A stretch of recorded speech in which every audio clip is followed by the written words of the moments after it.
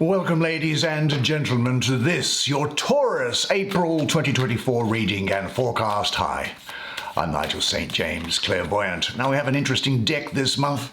The deck is out of Heindel, made about 30 odd years ago, I think it is. This is what the backs look like.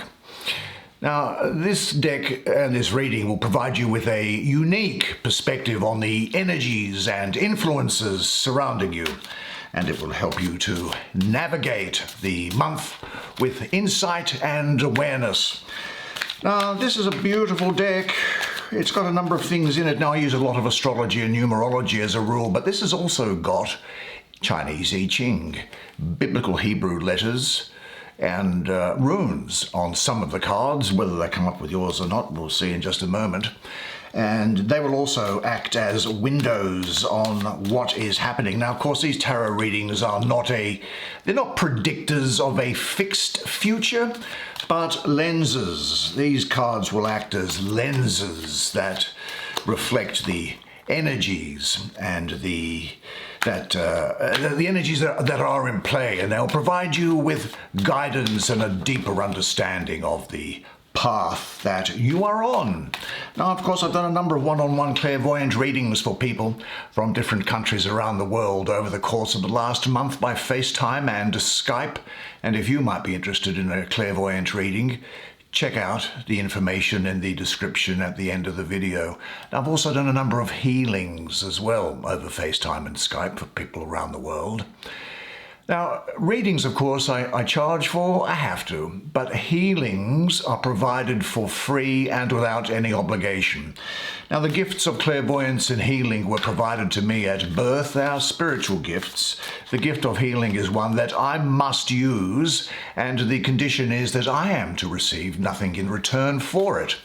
And so there's no fee. It's free. There's no obligation. You won't be talked into having a reading, and you won't be recommended or sold anything from me or from anybody else. It is the free lunch, and it might be things that emotional distress that you're having, a broken heart, could be some grief, other emotional problems, as well as physical, as well as you would appreciate.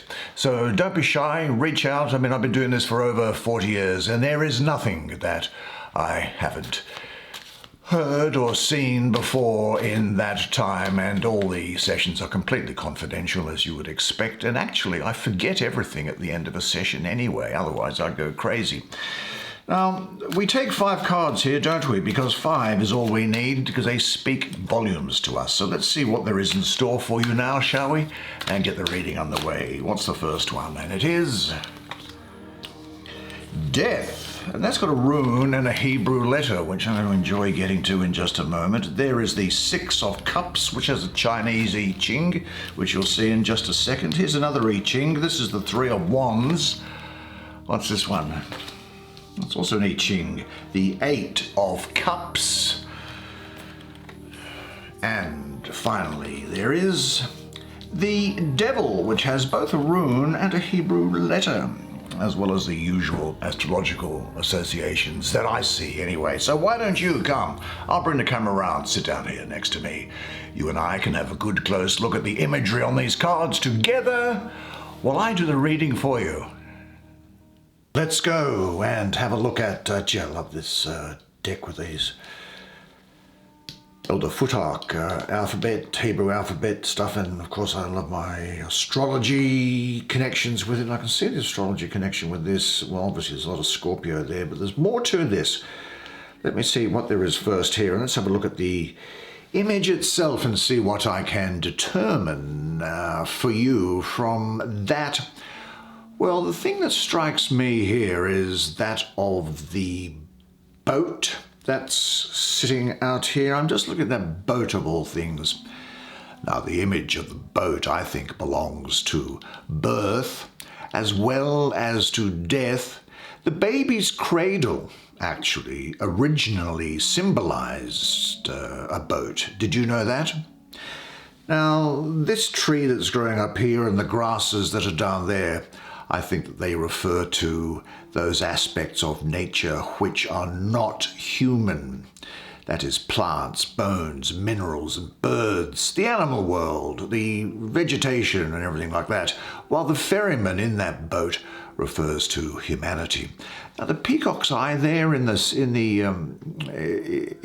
center, I think that means for you to be looking at the truth in regard to death itself.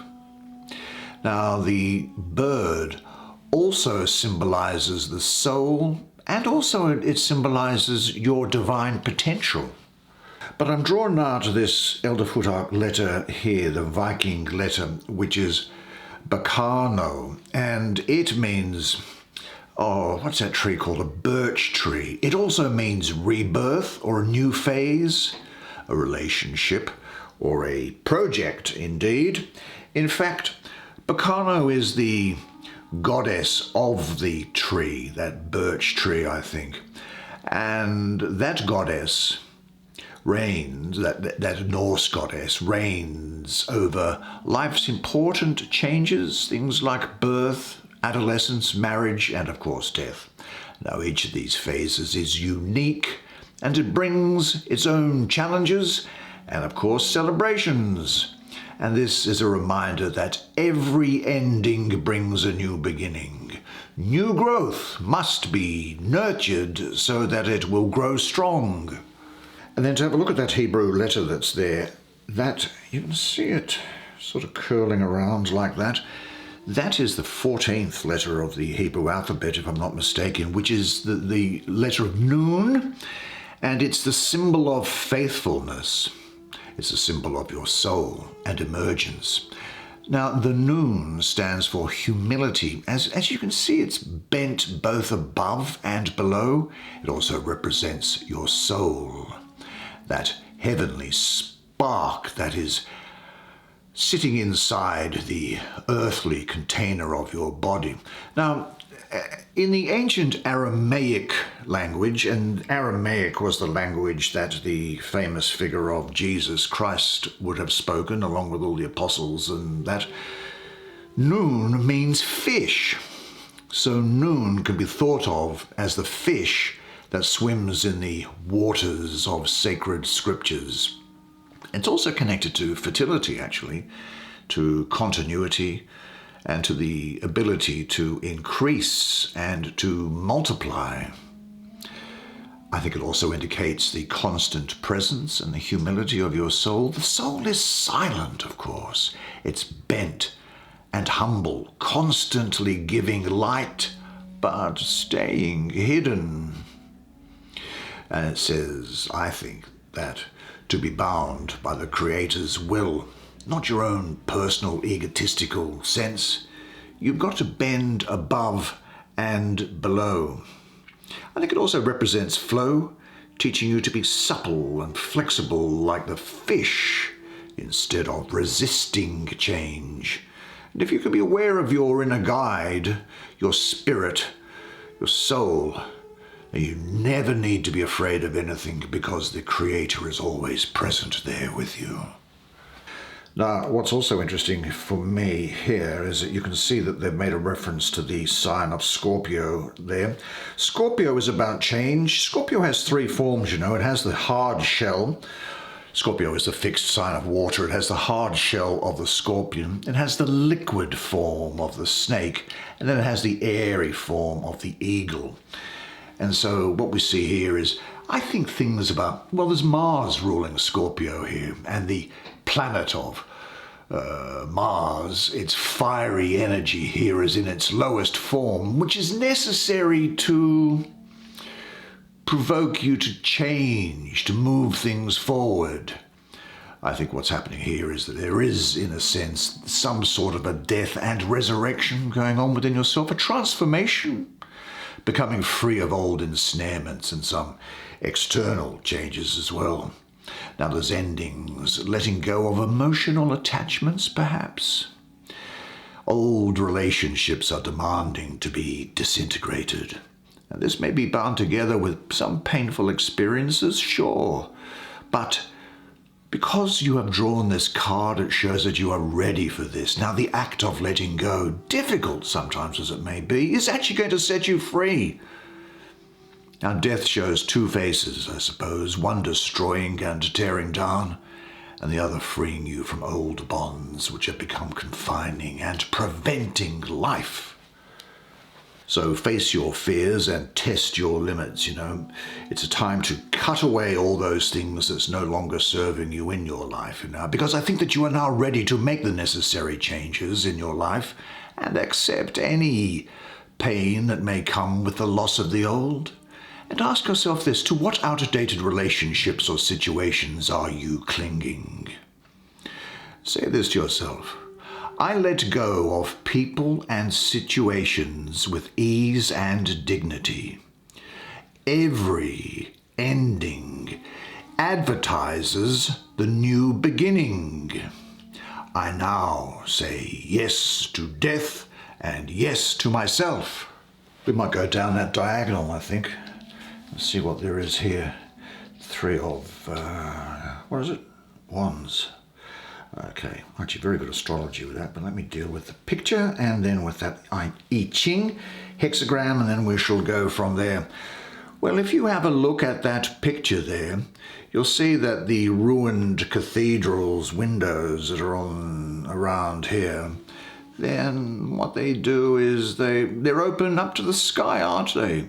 And the remains suggest humanity's ancient need to give structure to religious feeling.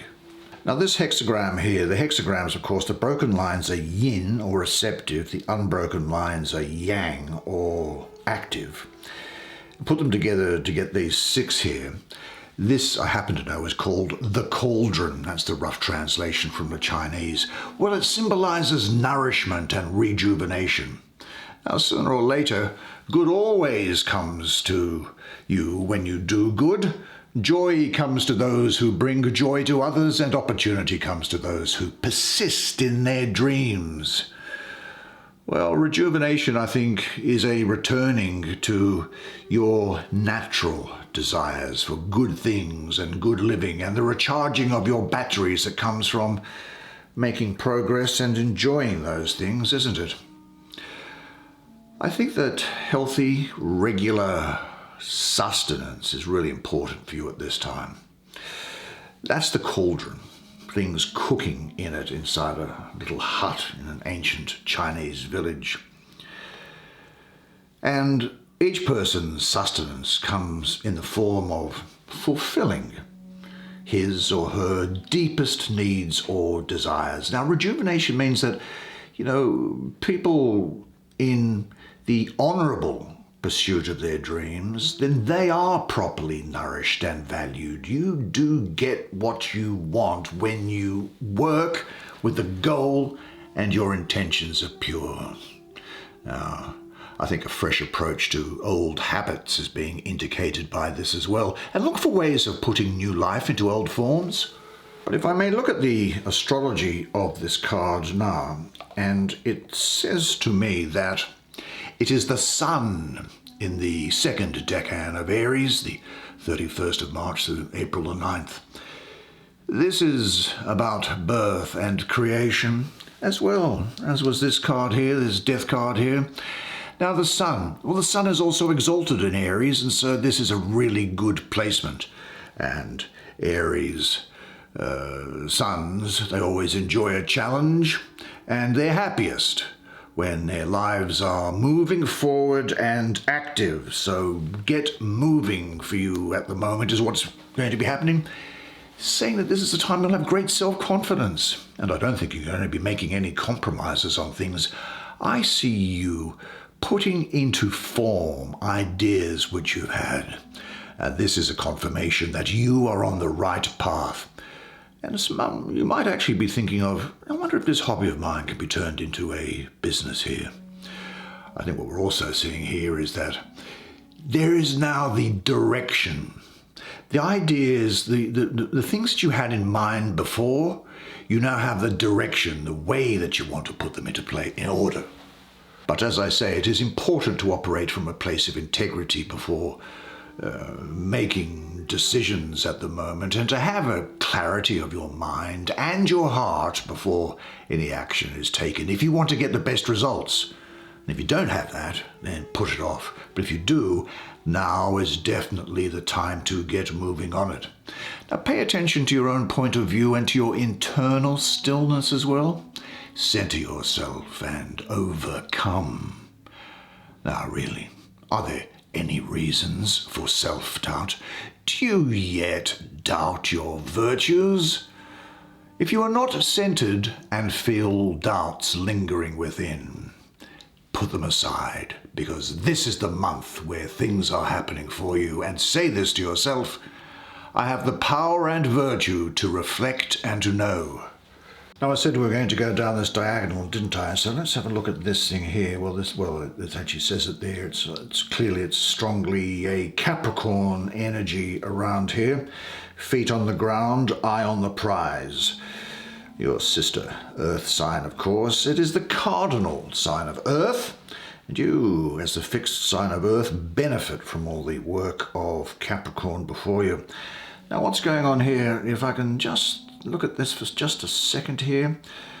Well, the picture is kind of organized around diagonal lines, which is broken up by a crystal. And that, I think, transforms the aggressive instinct of the devil.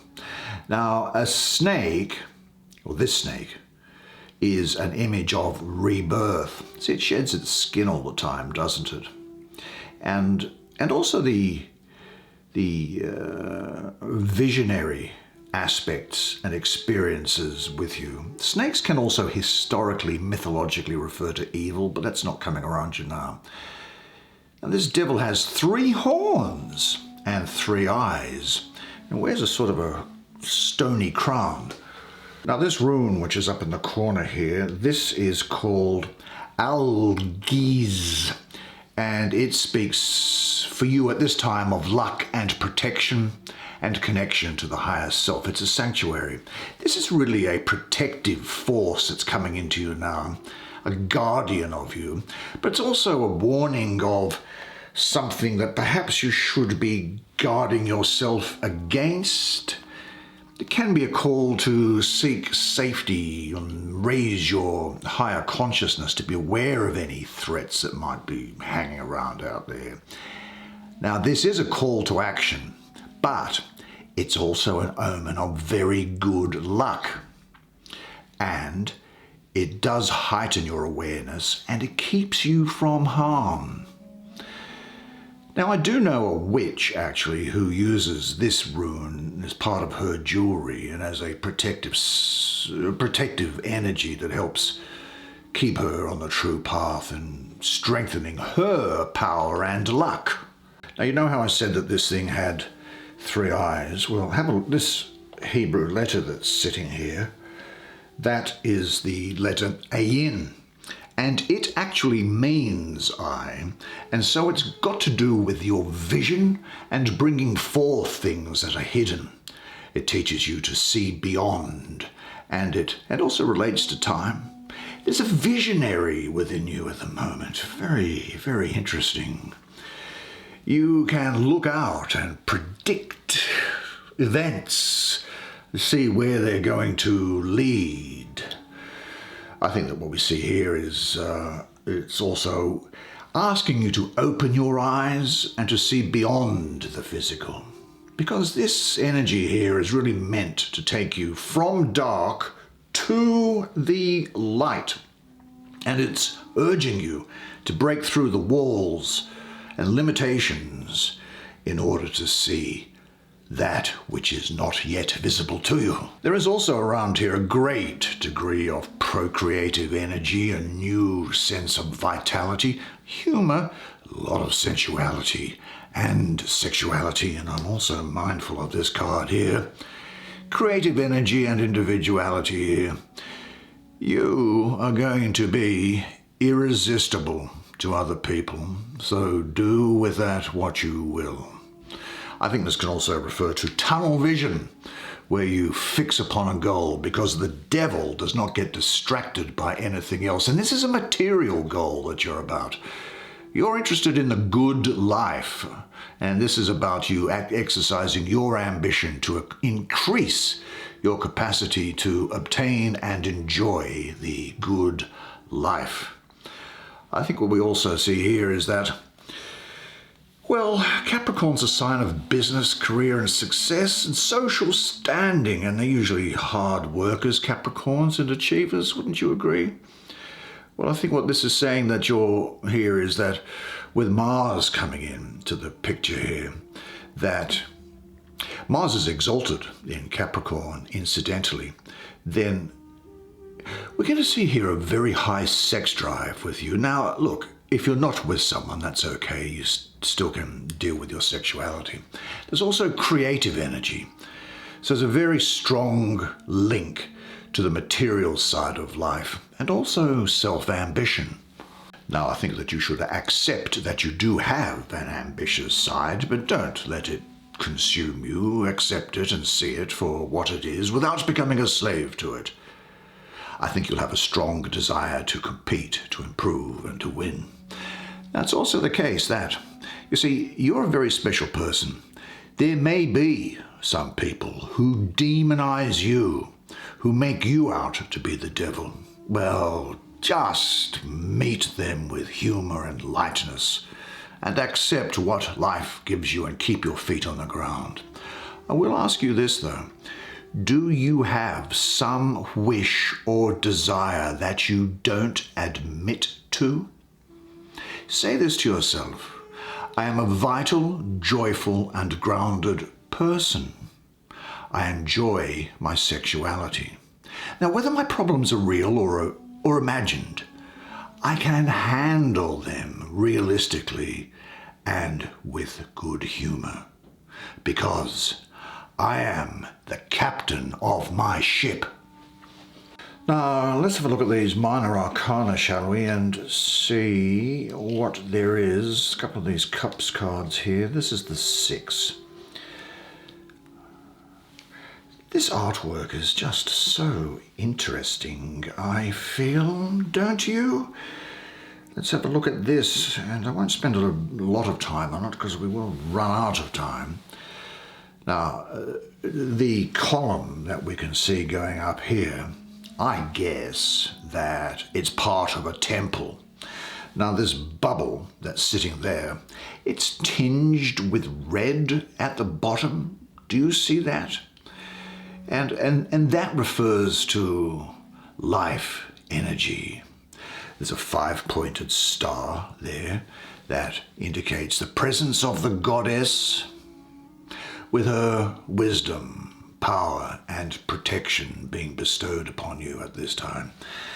Now, there is I don't know why this is the case, but these 4 cups here and these 2 cups there, the 4 cups that are on the left, I think, refer to law. The 2 cups that are here, they refer to love. Now, yes, there we go. There's a hexagram down there. Now, that hexagram, I think I mentioned how the yin and the yang energies work. Well, the 6 together means the joyful lake. Now, traditionally, joy was symbolized by a group of people or playing around with each other or a carefree child singing or skipping while engaged in whatever other activities they might be involved in. But there was a happiness. It's a happiness rising from within and spreading out into the world. Well, joy comes into the world through gentle means, I suppose. But it also springs from a solid sense of yourself. The power of joy. Don't underestimate the power of joy. The enjoyment of learning and discovery, for example, they have served as the inspiration for all the progress that we see in the world. And as such, that which brings joy into the world is also a source of huge potential for you. Now, if happiness is supported by stability, it will wear down the stiffest barriers and win over the hardest heart. True joy is a light in the world. And, sadly, it's actually quite rare.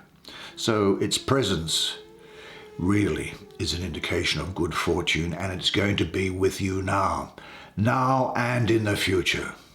How could it be otherwise? Now here we have astrologically the Sun in Scorpio. Well, the number 6 also has an appreciation of Sun. Now the double Sun reveals what Scorpio wants to hide. Now what I'll say here is, and this devil card was talking about sexuality, and this is completely on top of it. Well, this is talking, I'll be direct with you. Pleasure, indulgence, sexual pleasure, excitement, and family support. The pleasure is a pleasure which is completely harmonized, though. And being in Scorpio, well, pleasure is seeded there in its most fertile soil. This is a preeminently fertile energy here.